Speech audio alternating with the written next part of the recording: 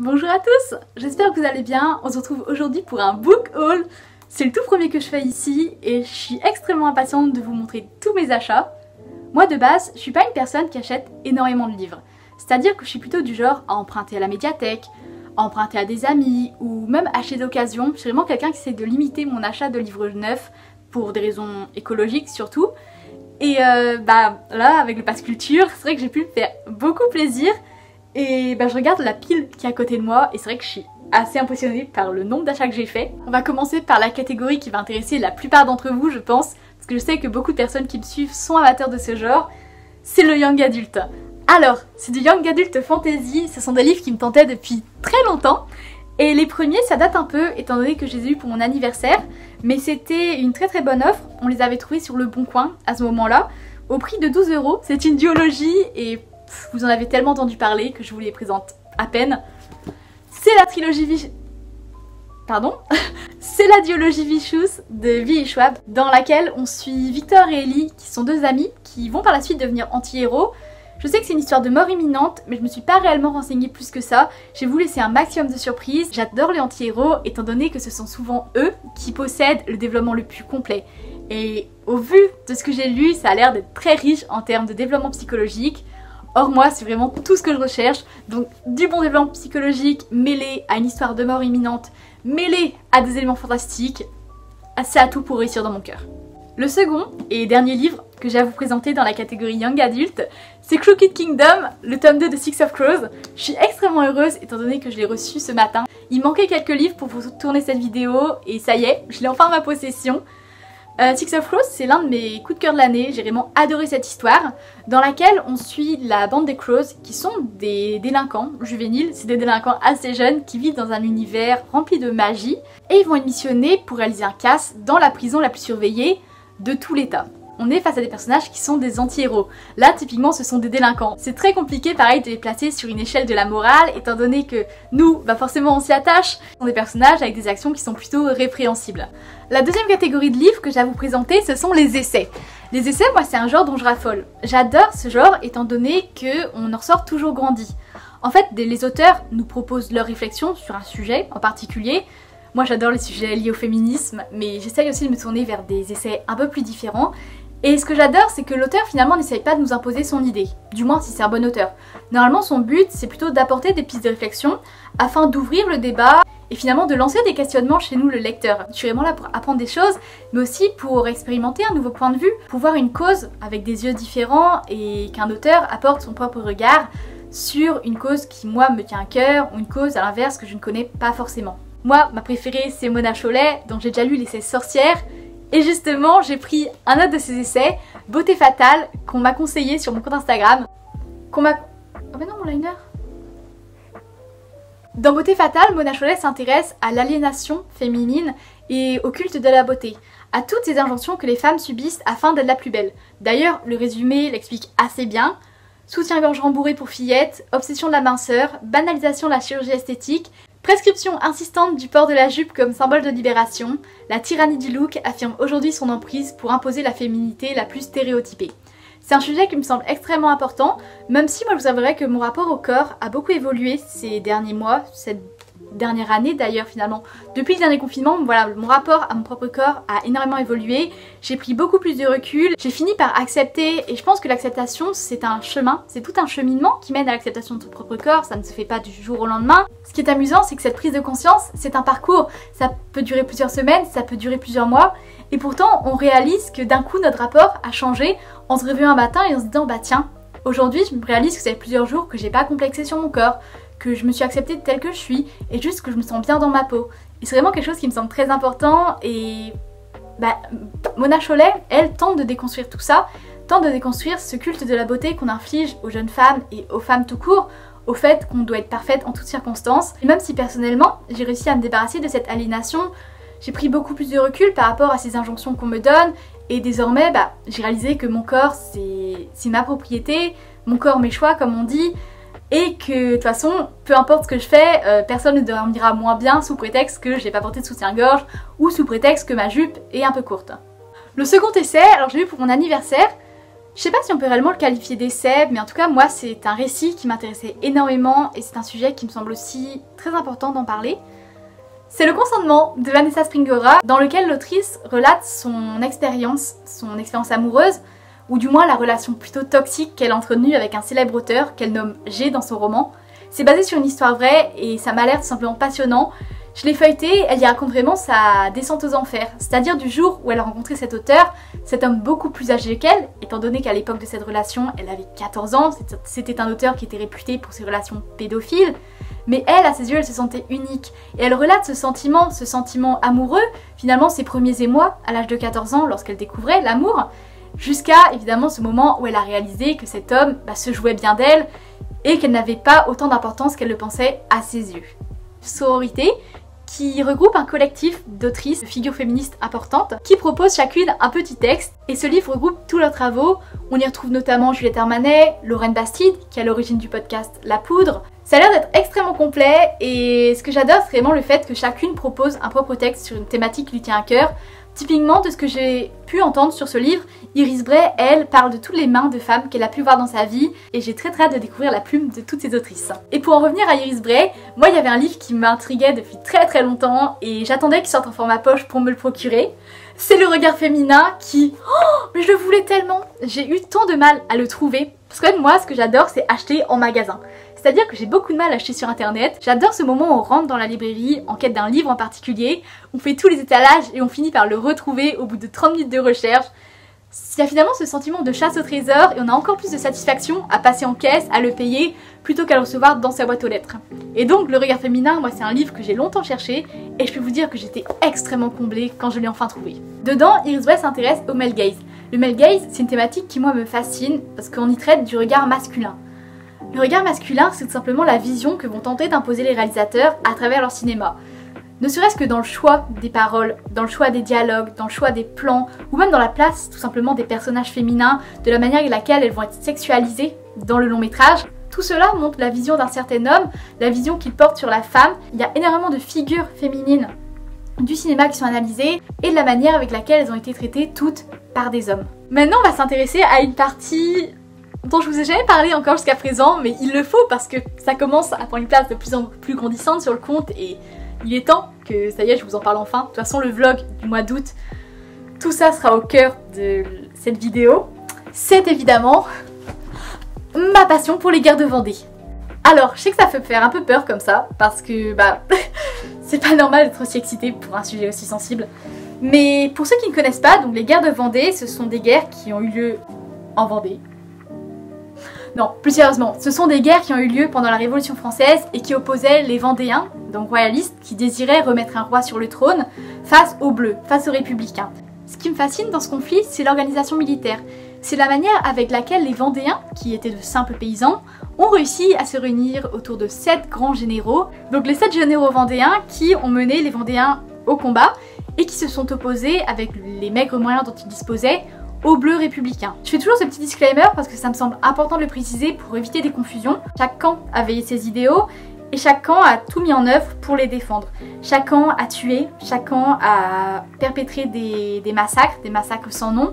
Et les Vendéens, quant à eux, ont subi un génocide dont la région souffre beaucoup. On voit d'ailleurs que ce passé est encore très présent, très ancré dans les mémoires. Mais comme je dis, moi, je m'en fiche. Les idéaux politiques, pour le coup, c'est vraiment pas ce qui m'intéresse dans ce conflit. Chacun est libre de croire ce qu'il voulait, mais on parle quand même de régions qui étaient royalistes. Si moi j'admire autant ces Vendéens, ce ne sont pas du tout pour leurs idéaux qui détonnent à l'heure d'aujourd'hui, avec mon regard d'enfant de la République, de citoyenne française. C'est vrai que voir des gens soutenir un roi, c'est toujours assez perturbant, étant donné que nous on vit dans une pure démocratie. C'est pour ça que je fais toujours ce petit disclaimer, afin de montrer que les guerres de Vendée, les idéaux, je m'en fiche. Les idéaux des Vendéens, c'est vraiment pas ça qui m'intéresse. Ce qui me fascine réellement dans cet événement, c'est le courage de ces hommes et femmes qui sont partis de rien et qui ont donné leur futur, leur âme, leur cœur, leur vie pour une cause qui leur tenait à cœur. Et donc pour en revenir à la littérature des guerres de Vendée, moi il y a un personnage en particulier qui m'intéresse beaucoup, c'est le général Charette. Le général Charette qui était une des figures qui a dirigé les Vendéens. J'ai notamment 3 biographies qui sont consacrées au général et j'ai extrêmement hâte étant donné que cet été je pars en Vendée avec ma famille et on va résider dans un château avec les douves, tout ça, ça va être génial. Mais surtout, on va résider au cœur du bocage vendéen. Et quand j'ai fait la carte des lieux touristiques importants tout autour, vraiment on est dans un périmètre de 15 km on va dire, en cercle. Vraiment on peut tracer un cercle autour de nous, là où il y a tous les lieux marquants des guerres de Vendée. Et je reviens pas que je vais passer une semaine entière dans ce lieu chargé d'histoire, et j'ai du mal à me dire que je vais résider pendant une semaine là où autant d'événements se sont produits, et surtout que je vais pouvoir marcher sur les traces de ce général que j'apprécie tant pendant une semaine. La première chose que j'ai pris, c'est Petite histoire de chant breton que j'ai trouvé à 1 €. Il était comme neuf, hein, c'était dans une foire à tout. Je connais presque par cœur l'histoire de la Vendée, mais l'histoire de la Bretagne, les rébellions qu'il y a eu en Bretagne, qui est pourtant ma région natale, j'en suis pas si familière. Et j'espère sincèrement que grâce à ce petit livret, j'en apprendrai beaucoup plus sur les chouans et sur la manière avec laquelle ils ont marqué à leur échelle les guerres de Vendée et l'histoire de France. Ensuite, j'ai pris un essai de Daniel Salnave qui s'appelle L'Églantine et le Muguet, dans lequel on y suit l'autrice qui va revenir dans son Anjou natal. L'Anjou qui est une région cléricale et qui a été extrêmement marquée par les guerres de Vendée. Moi, ce qui m'intéresse dans ce livre, c'est le fait qu'elle dresse un portrait de la région et qu'elle s'intéresse surtout à l'opposition entre le devoir de mémoire et les symboles de République. Est-ce qu'on peut parvenir à concilier le devoir de mémoire d'une période qui était royaliste, le devoir de mémoire de personnes qui voulaient remettre un roi sur le trône, face aux symboles de la République? Ensuite, j'ai 2 livres qui sont intrinsèquement liés. Le premier, c'est 93 de Victor Hugo. Moi, Victor Hugo, c'est un auteur dont pour le moment j'ai seulement lu Les Misérables, et encore c'était la version réduite. Et l'un de mes objectifs d'ailleurs, c'est de lire l'intégrale des Misérables dans ma vie, étant donné que c'est vraiment un récit que j'adore et que je souhaite découvrir dans son intégralité. Et là, j'ai envie de retrouver la plume de Victor Hugo à travers ce roman que ma copine Pauline m'a conseillé. Dedans, on y suit les 2 partis qui se sont affrontés pendant les guerres de Vendée. D'un côté, les Parisiens républicains, donc notamment Robespierre, Danton, Marat. Mais de l'autre, on a aussi le camp des Vendéens, donc qui est bien plus ancré dans les terres, et qui eux se battaient pour mettre un roi, comme j'ai dit, sur le trône. On va nous présenter des personnages fictifs, et donc à travers des grandes figures historiques qui sont malgré tout présentes, que ce soit en arrière-plan, telles que Charette. D'ailleurs, Charette est mentionnée à une reprise de Dante, donc j'ai trop hâte de lire ça. Mais voilà, donc on va vraiment mélanger des figures historiques à des personnages fictifs inventés par Victor Hugo. Et en parallèle justement de tout ce roman historique, il y a aussi des notes de l'auteur et des petites parties en début de chapitre dans lesquelles il donne son avis. Pour rejoindre ça, j'ai aussi pris un essai d'Elisabeth de Fontenay qui s'intitule La grâce et le progrès, dans lequel elle s'intéresse à ce qui reste aujourd'hui des guerres de Vendée dans notre histoire. De la manière avec laquelle la mémoire de la Vendée, la mémoire de ces guerres, substitue dans l'imaginaire collectif, et de quelle manière finalement on a enfoui tout ça dans nos manuels d'histoire. Typiquement, moi je me souviens que c'est à partir de la 4e, même pas, j'avais 13 ans, donc j'étais à la fin de la 5e, lorsque j'ai commencé à m'intéresser aux guerres de Vendée. Et l'année suivante, on a étudié le chapitre sur la Révolution française. Et j'ai été extrêmement surprise de voir à quel point on passait rapidement sur les guerres de Vendée. Parce que certes, c'est vrai que comme j'ai dit précédemment, c'est très compliqué de faire un devoir de mémoire sur une région qui était royaliste, sachant que nous on est quand même des républicains purs et durs. Mais j'étais surprise quand même de la manière avec laquelle on a vraiment enfoui cet événement de l'histoire et on a dit on n'en parle plus jamais. La raison de plus pour laquelle je l'ai prise, c'est que dedans elle va s'interroger sur ce que Victor Hugo raconte dans son histoire. En fait je l'ai feuilleté et c'est pas forcément très visible dans le résumé. Moi je vous avouerai qu'en le prenant je pensais que c'était vraiment un essai consacré au devoir de mémoire vendéen. Et j'ai réalisé dans le feuilleton qu'en réalité c'était surtout une critique de l'œuvre de Victor Hugo. Et j'ai très hâte de découvrir d'abord l'œuvre de Victor Hugo afin de savoir qu'est-ce qu'il raconte de beau là-dedans. Et par la suite de m'intéresser à une vision opposée. Donc je pense que c'est vraiment 2 œuvres qu'il est important de mettre en parallèle afin d'avoir la vision des 2 camps. Il me reste une dernière catégorie de livres à présenter et ensuite on passera aux goodies que je n'ai pas sous la main parce que je ne les ai pas encore reçus, mais je veux absolument vous en parler. On va parler des derniers mangas que j'ai achetés. Oh, je suis trop contente parce que moi, comme j'ai pu souvent le dire, j'étais fan du Japon quand j'étais plus jeune et plus particulièrement du genre des shoujo. Donc c'est le genre qui est destiné aux jeunes filles ou voire même aux fillettes plutôt. Et donc j'achetais pas mal de mangas à l'époque, vraiment j'étais fan de ça. Et en grandissant, c'est une passion qui s'est un peu estompée et c'est revenu tout récemment lorsque j'ai commencé les shonen, donc les animés qui sont destinés aux garçons, même si, on va être honnête, en 2021, la distinction filles et garçons n'est plus réellement valide. Le premier que j'ai pris, et il a vraiment une valeur sentimentale à mes yeux, étant donné que c'est le tout premier manga que je prends depuis des années. Il s'agit de Death Note Short Stories. C'est un recueil de nouvelles qui se déroule dans l'univers de Death Note et qui prend place plusieurs années après l'histoire principale. On y trouve notamment certains de nos personnages préférés, tels que Nier, Elle ou encore Ryuk. Pour ceux qui ne connaissent pas, Death Note à la base, c'est l'histoire de Light Yagami qui va se retrouver en possession d'un Death Note. Un Death Note, c'est un carnet de la mort qui a été laissé sur son chemin par le dieu de la mort Ryuk. Et donc Light il va décider de s'en servir afin d'exterminer tous les criminels. Light c'est une personne extrêmement utopiste et qui rêve de créer un monde meilleur. Sauf que forcément en exterminant les criminels à l'aide du Death Note, étant donné que ce carnet a des propriétés magiques qui lui permettent de tuer la personne dont il inscrit le nom dans le carnet, bah à force d'utiliser cette technique, il va finir par devenir ce que lui redoutait plus que tout, un criminel lui-même. Le second manga que j'ai pris, je l'ai reçu ce matin dans la boîte aux lettres et je suis trop heureuse de l'avoir étant donné que il me tentait beaucoup. C'est le tome 0 de Jujutsu Kaisen. On est dans le Japon contemporain, dans le Japon actuel, sauf qu'il y a des fléaux. Les fléaux ce sont des entités démoniaques qui naissent des émotions négatives des hommes. Et donc des élèves sont recrutés dans des écoles d'exorcisme afin d'exterminer ces fléaux. Donc il y a la série principale et celui-ci c'est un spin-off, c'est un dérivé qui, pour la petite histoire, a été écrit avant la série principale et il a eu tellement de succès qu'il s'est dit tiens, si je poursuivais l'histoire mais avec des personnages totalement différents. Ici le personnage de Yuta qui est un jeune adolescent hanté par le fantôme, ou du moins plutôt par l'esprit, voire même le monstre, hein, c'est un fléau, hanté par le fléau de sa meilleure amie d'enfance qui est décédée dans un accident tragique juste devant ses yeux. Pour le moment, Jujutsu Kaisen, il n'y a qu'une seule saison, mais au mois de décembre, le 24 plus particulièrement, il va sortir un film qui est justement adapté de ce tome 0. Et j'ai trop hâte parce qu'on y retrouve donc des personnages, comme je disais, des personnages qu'on connaît déjà très bien, mais ici c'est un tout nouveau design. Et en particulier, il y a deux de mes personnages préférés, Togi Inumaki et Gojo Satoru, qui ont un rôle assez important dans l'histoire. Et j'ai trop hâte d'aller au cinéma au mois de décembre, de demander une place pour voir le film Jujutsu Kaisen, et de découvrir sur grand écran le nouveau design de Togi et Gojo Satoru. Vraiment ça va être exceptionnel. Il y a un énorme fossé entre regarder un animé sur son ordinateur portable et aller au cinéma directement et voir sur grand écran le visage de ces personnages qu'on aime tant. D'ailleurs un autre animé qui a été récemment adapté au cinéma avec un film qui a connu un succès monstre, c'est Demon Slayer avec le film Mugen Train, donc le train de l'infini. Et j'ai pris ce petit recueil de nouvelles qui s'appelle La Fleur du Bonheur. Je l'avais vu sur la chaîne de Lenaïk, A Blonde Reader, qui l'a beaucoup conseillé. Pour ceux qui connaissent pas Demon Slayer, de base c'est l'histoire de Tanjiro Kamado qui va revenir chez lui en découvrant que toute sa famille a été assassinée. Mais en réalité la seule survivante c'est sa petite sœur Nezuko qui est devenue un démon. Dès lors, Tanjiro va tenter de devenir un pourfendeur de démons afin de sauver sa sœur et de se débarrasser de ces entités démoniaques qui tuent des êtres humains. Je tenais à vous présenter quelques goodies un peu geeks que j'ai acheté récemment et que j'ai pas reçus. Les commandes arriveront lorsque je partirai en vacances à la mi-août et après il sera trop tard pour tourner un book haul. Donc le premier c'est un carnet. Alors c'est vrai que ça peut pas être assez particulier. Je les avais vus à la Fnac et ils m'avaient beaucoup intriguée. Moi il faut savoir que je suis une grande fan des éditions NRF de chez Gallimard que je trouve absolument sublime. C'est dans ces éditions que sont publiés les prix Goncourt et elles sont toutes simples pourtant mais elles ont un charme immense avec ces lignes rouges et je suis vraiment fan. Et donc lorsque j'ai vu ça sous la forme de carnet, je me suis dit qu'il m'en fallait absolument un. Sur le moment je n'avais pas pris assez d'argent avec moi pour m'en acheter un, donc je m'étais dit tu t'en prendras un sur internet. Et en me renseignant sur internet, j'en ai découvert un à l'effigie du domaine des murmures qui est l'un de mes livres préférés. C'est une lecture de cours de base qu'on avait faite en classe de première dans le cadre du roman. Et j'avais adoré cette histoire. Je vous ai déjà fait la critique sur le blog, donc si ça vous intéresse, je vous invite à aller la lire. Pour revenir au carnet, ce que je compte en faire, c'est faire un bullet journal. Moi, je n'ai jamais tenu de bullet journal. J'ai essayé pendant un temps, mais c'est vrai que pour mon statut lycéenne, ça me servait pas réellement.